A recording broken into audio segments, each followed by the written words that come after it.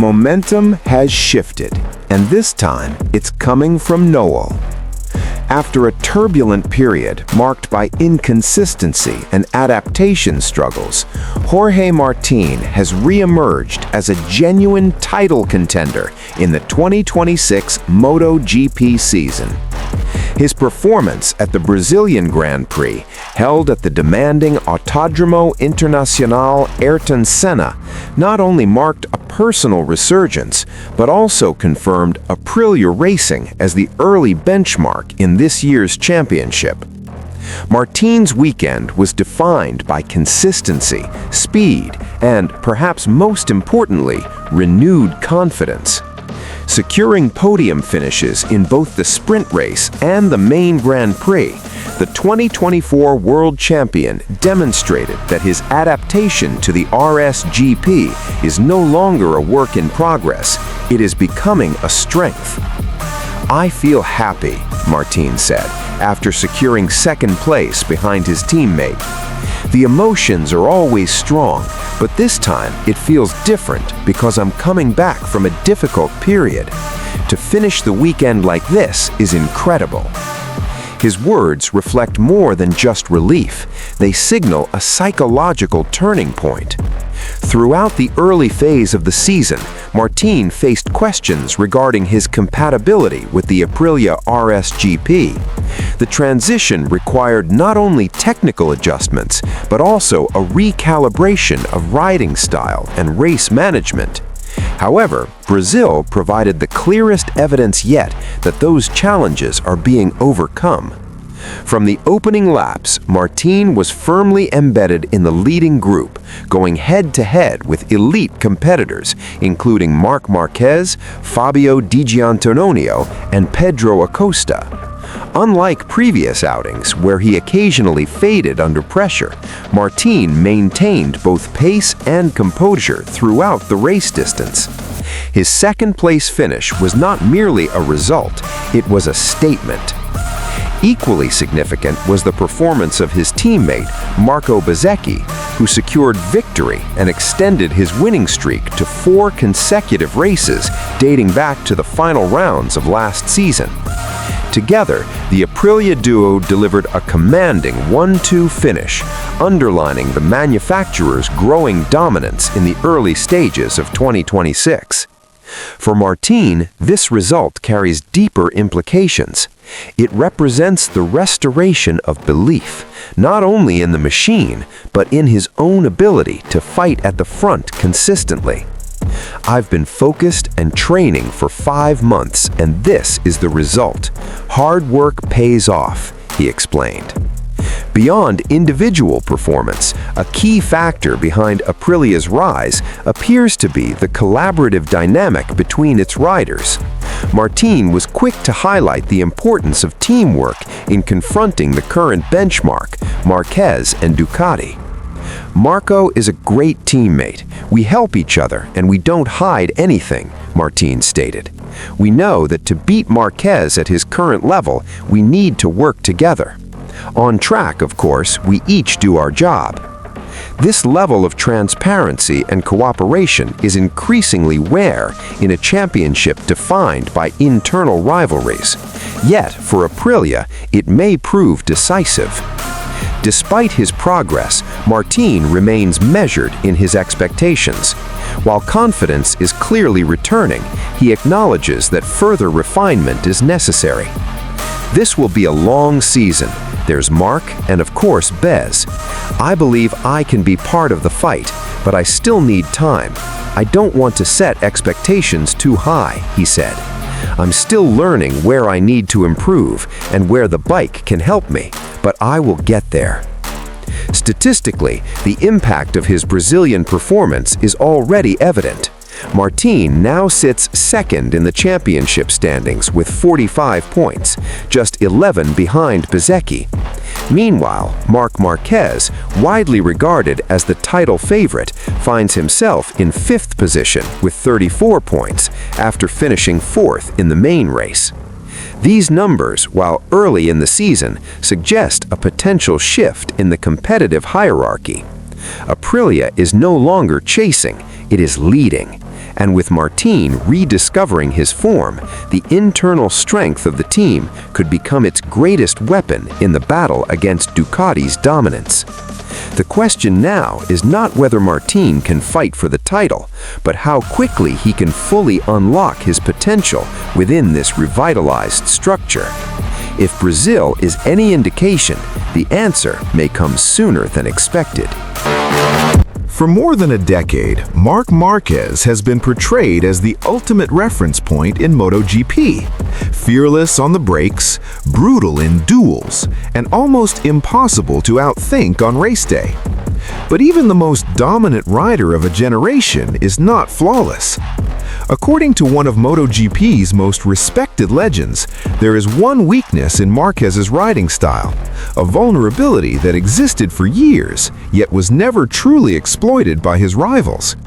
And the man who noticed it chose to keep it a secret. That legend is Casey Stoner, a rider known not only for his raw speed, but also for his rare technical understanding of motorcycle dynamics. Stoner never raced Marc Marquez head-to-head in MotoGP. He retired at the end of 2012, just as Marquez was preparing to enter the premier class. Yet this distance may have given Stoner a unique advantage: clarity without rivalry. In the past, Marc had a weakness that I don't think anyone noticed, Stoner said with a knowing smile, but I won't reveal it. What surprised me is that nobody managed to take advantage of it. Those words alone reignited one of MotoGP's longest-running debates. How can a rider with a known weakness still dominate an entire era? Unlike Stoner's guarded mystery, Marc Marquez himself has openly admitted to a technical limitation that has followed him since his early MotoGP years: right-hand corners. While Marquez is widely regarded as the greatest left-hand corner rider in history, his performance turning right has always been less natural. Crucially, this issue predates the 2020 Jerez crash, which resulted in multiple arm surgeries. Even before the injury, Marquez struggled to generate the same confidence, lean angle, and fluidity when cornering to the right. During the second half of the 2025 season, in his debut year with Ducati Lenovo team, the issue resurfaced publicly at the Catalunya Grand Prix, a circuit dominated by fast, flowing right-hand turns. Sharp right-hand corners have always been my weak point, Marquez admitted. That's why tracks with many right-hand corners disadvantage me. Even with Ducati's stability, Marquez acknowledged that the problem was reduced, not eliminated. In theory, a weakness is an invitation for rivals to attack.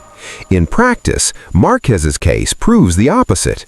To exploit that flaw, a rival would need equal braking strength, comparable corner entry speed, superior tire management, and the ability to force Marquez into repeated right-hand duels. Very few riders, if any, have possessed all four simultaneously. Instead, Marquez adapted. Rather than fighting the weakness directly, he restructured his entire race strategy around it. This is where Stoner's admiration becomes clear. His talent and speed are unquestionable, but what separates him now is his race management.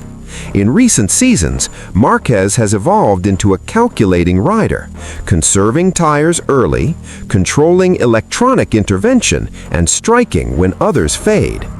Stoner compared this approach to Max Verstappen in Formula One.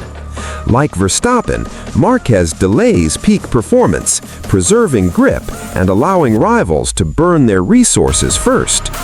This strategy delivers stronger second-half pace, predictable rear grip behavior, cleaner acceleration out of slow corners. Because of intelligent tire management, he avoids sudden wheel spin, Stoner added. He experiences slower, more controllable slip, and that makes a huge difference. Marc Marquez doesn't win because he's perfect.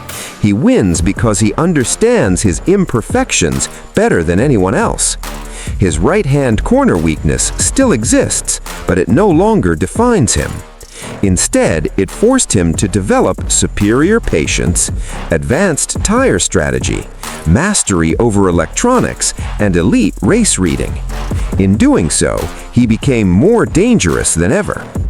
Stoner's revelation doesn't diminish Marc Marquez's legacy, it strengthens it. Because the true mark of greatness is not the absence of weakness, but the ability to neutralize it so completely that it becomes irrelevant. And that is why even when rivals know the flaw, Marc Marquez remains untouchable. Andrea Dovizioso stunned as Toprak Razgatlioglu dares to overtake Marc Marquez at Sepang test. The Sepang MotoGP test delivered one of its most talked about moments when Toprak Razgatlioglu executed a bold and clean overtake on Marc Marquez, a maneuver that immediately caught the attention of fans, paddock insiders, and even seasoned MotoGP veterans such as Andrea Dovizioso. The incident occurred during a busy testing session where lap times were secondary to adaptation, data gathering, and rider confidence. Yet despite the non-competitive setting, the significance of Razgatlioglu's move was impossible to ignore. Overtaking an 8-time world champion, particularly Marc Marquez, is never routine, regardless of whether it happens in a race or a test. Andrea Dovizioso, himself a former MotoGP title contender and one of the most respected analytical minds in the paddock, was reportedly surprised by both the timing and decisiveness of the maneuver. The overtake was not opportunistic nor reckless. Instead, it was executed with precision, commitment, and complete confidence, qualities typically associated with riders fully comfortable at the premier class level. What made the moment especially striking was the context. Razgatlioglu is still in the early stages of his MotoGP transition.